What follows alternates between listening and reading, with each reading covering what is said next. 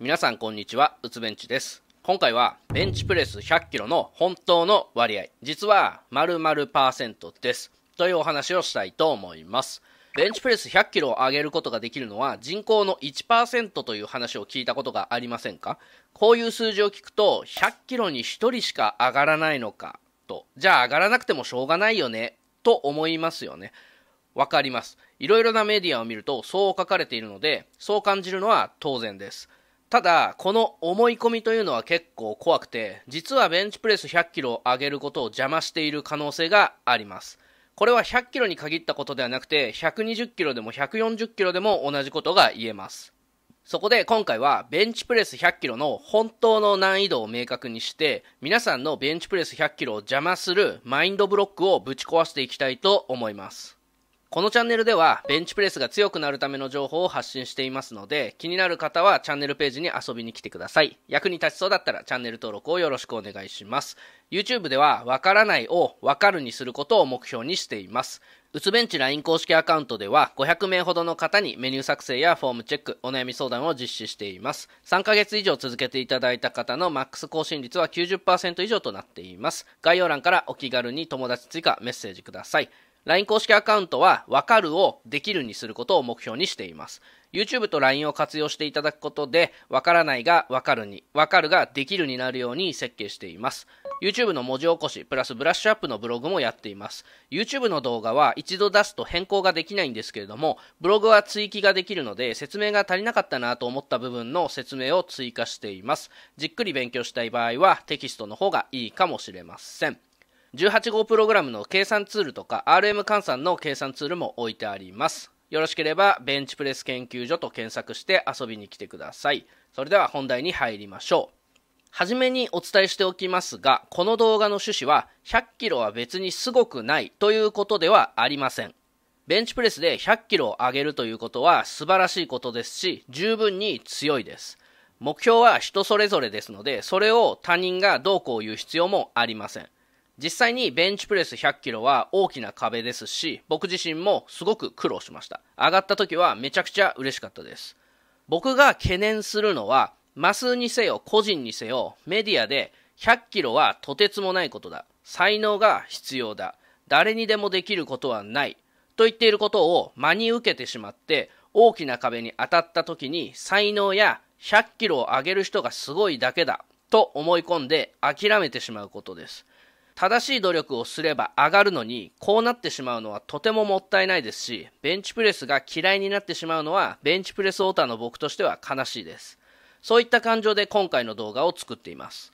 さて、ベンチプレス100キロは人口の 1% しか上げられないのですごいことだ。という話を筋トレをしたことがある人は聞いたことがあると思います。YouTube でも、ベンチプレス100キロはすごい。誰しも上げられる重量ではない。才能が必要だ。素人では無理だ。だから俺のところに来い。このプログラムを変え。EAA を飲め。など、いろいろなことが言われています。でも、正直に言います。ベンチプレス100キロは、ベンチプレス100キロを目標にして、絶対上げると決意して、覚悟を決めて、正しい努力を続ければ、誰にでも上げることができます。この正しい努力というのは体重を増やすということも含みますので、体重60キロ以下でとかという条件付きの100キロ挙上というのは今回の話から除外します。今回僕がこのテーマで動画を撮ろうと思ったのは、100キロは大きな壁という思い込みがベンチプレスの重量を伸ばしていく上で足かせになっていると感じるからです。このマインドブロックがかかっているうちはなかなか重量を伸ばしていくのは難しいです。100キロ上げるためにまず重要なのはこのマインドブロックをぶち壊して100キロは普通と考えることです。自身の普通のレベルを上げることが100キロを上げるための第一歩です。人間不思議なもので、周りが100キロ上げれる人が一人もいなければ100キロ上げるのはすごいと感じますし、周りが全員100キロ上げることができたら100キロ上げるのは普通と感じます。なので、まずはベンチプレスで100キロ上げることは普通のことなんだと考えるようにしましょう。とは言っても、現実的にはとてつもなく難易度が高いという場合は、こういった意気込みは万有になってしまいます。そこでここからはベンチプレス100キロは本当にすごいことなのかということを巷で言われているベンチプレス100キロは人口の 1% という仮定。これが正しいかどうかは別として、この仮定に基づいて考えていきましょう。今回はフェルミ推定という考え方でベンチプレス100キロの本当の割合というのを計算していきます。フェルミ推定に関してはググってもらえればすぐに出てくると思います。まずはじめに日本の人口を1億2500万人として、その 1% を125万人とします。このベンチ100キロ 1% っていうのは人口の 1% なので、筋トレしてない人も含まれます。では何を母数にするかというと、日本のフィットネス人口、つまり筋トレしている人を母数として割合を計算してみましょう。日本のフィットネスジムの会員数が500万人ぐらいらしいので、これにホームジム分を100万人ぐらい適当に足して、トータルのフィットネス人口を600万人としましょう。ベンチプレス100キロを目標とするのは男性だと思うので、もちろん女性もいますけれども、ここでは男性として、フィットネス人口の性別割合は男性対女性が48対52ということなので、男性のフィットネス人口は288万人になります。男性のフィットネス人口288万人のうち、ベンチプレス100キロを上げることのできる人口が125万人ですので、288分の 125×100% で 43.4% というふうになります。なので、フィットネスをしている人の 43.4%、半分弱の方が100キロを上げることができるという計算になります。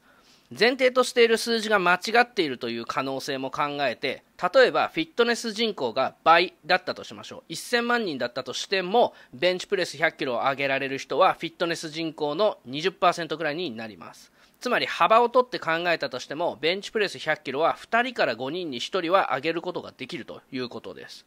どうですか？これぐらいの割合なら普通と言えるんじゃないでしょうか。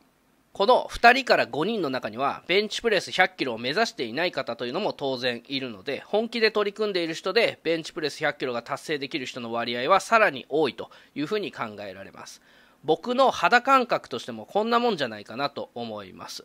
今回はフェルミ推定で考えていきましたが、ここで言いたいのはこの計算の正確性ではなく考え方です。100人に1人というなんとなくすごそうな数字を見て、才能が必要な領域だなと思ってませんか？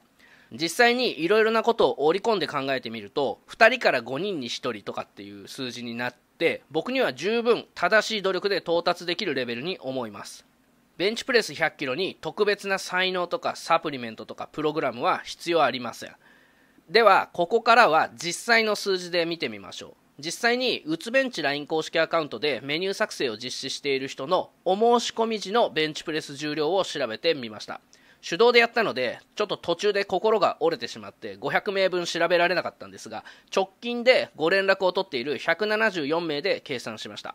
計算の結果、集計の結果として100キロ未満の方が174名中75名、これは全体の 43% です。100キロ以上の方が174名中99名、これは全体の 57% でした。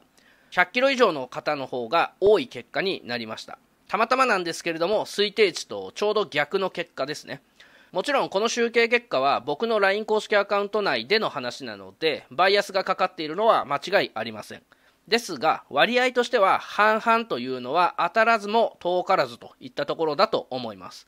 この結果を見ていただければ分かる通り、ベンチプレス100キロは一つの目標としてはいいものの、一部の才能に恵まれた天才だけが上げることができる重量ではないということが分かっていただけるかなと思います。上げるまでの期間が3ヶ月とかっていうのはまた別の話として、1年以上3年とかかければ十分に達成可能です。もちろんこれは正しい努力をすればという前提です。なのでここからは正しい努力は何なのかというお話をしていきます。正しい努力は何なのかというと、基本的なことを継続するということです。例えばフォームの基本を徹底する、セットの基本を徹底するということが挙げられます。そしてこれを継続するということですね。やり続けるということです。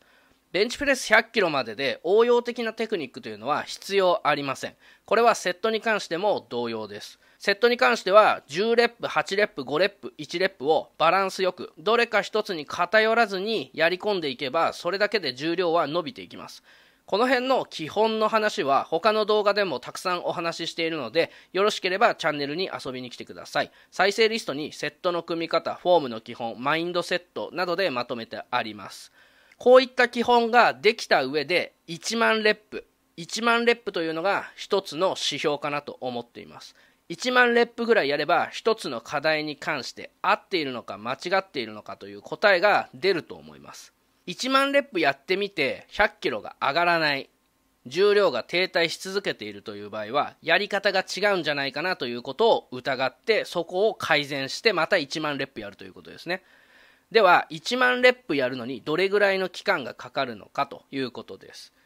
例えば10レップ10セットを週3回行ったとすると、週間のレップ数は300レップになります。1ヶ月にすると1200レップですね。そうすると9ヶ月で1万800レップになるので、1年以内に1万レップを行うことができます。これぐらいの練習量をやっていれば9ヶ月でベンチプレス100キロは上がると思っています。何回も言いますが、体重は増やす前提です。目安としては70キロぐらいですね。もちろん週間の練習量が少なくなれば100キロを上げるまでにかかる時間は長くなります。1回の練習で10レップ ×5 セットとか5レップ ×10 セットを週3回行うなら1年半ぐらいかかるかもしれません。5レップ ×5 セットなら3年ぐらいかかるかもしれません。これぐらいの練習量をやる覚悟さえあればベンチプレス100キロは上がります。こういう話をすると1キロで1万レップやっても意味がないので、この話には意味がありませんという方がいるんですが、そこは常識の範囲内でトレーニングと呼べる重量で1万レップ行った場合と認識してください。ここまでの話をまとめると、ベンチプレス100キロはトレーニング人口の推定 43% が上げることができる。うつベンチ LINE 公式アカウントでメニュー作成をさせていただいている方の 57% の方が初期の段階で上げることができた。すごいことだけど特別なことではない。基本を徹底する。1万レップ練習する。という感じです。どうですか？マインドブロックはぶっ壊れましたか？ベンチプレスの重量が伸びるかどうか、最終的に何で決まるのかというと、マインドです。絶対に上げると決心すれば上がるし、上がらないかもしれないと思っているうちは上がりません。なぜなら決心することで行動が変わって、行動することでしか結果は出ないからです。僕はうつ病になってベンチプレスしか残らなかったので、ベンチプレスを頑張ると決心してベンチ3年で150キロまで伸ばすことができました。体重は85キロです。ふぬけてた時期もありますが、今は気持ちを入れ直してまた必死こいて練習しています。面白いもので、気持ちを切り替えて1週間で半年間上がらなかったセットマックスを5キロ更新して、110キロ ×10×5 セットから115キロ ×10 レップ ×5 セットまで上がるようになりました。そんなもんだということです。今は短期目標160キロ、長期目標170キロを目指して頑張っています。あなたも100キロはとてつもないものだ、誰でも上がるものではない、才能が必要だなどと思い込まずに自分を信じて頑張っていきましょう。僕がそうだったように人生が変わる可能性すらあります。今回は以上です。このチャンネルではベンチプレスが強くなるための情報を発信していますので、気になる方はチャンネルページに遊びに来てください。役に立ちそうだったらチャンネル登録をお願いします。うつベンチ LINE 公式アカウントでは500名ほどの方にメニュー作成やフォームチェック、お悩み相談を実施しています。3ヶ月以上続けていただいた方のマックス更新率は 90% 以上となっています。概要欄からお気軽に友達追加メッセージください。YouTube の文字起こしプラスブラッシュアップのブログもやっています。じっくり勉強したい場合はこちらにも遊びに来てください。18号プログラムの計算ツールとか RM 換算のツールも置いてあります。よろしければベンチプレス研究所と検索して遊びに来てください。これからもベンチプレス頑張りましょう。それではまた次回。バイバイ。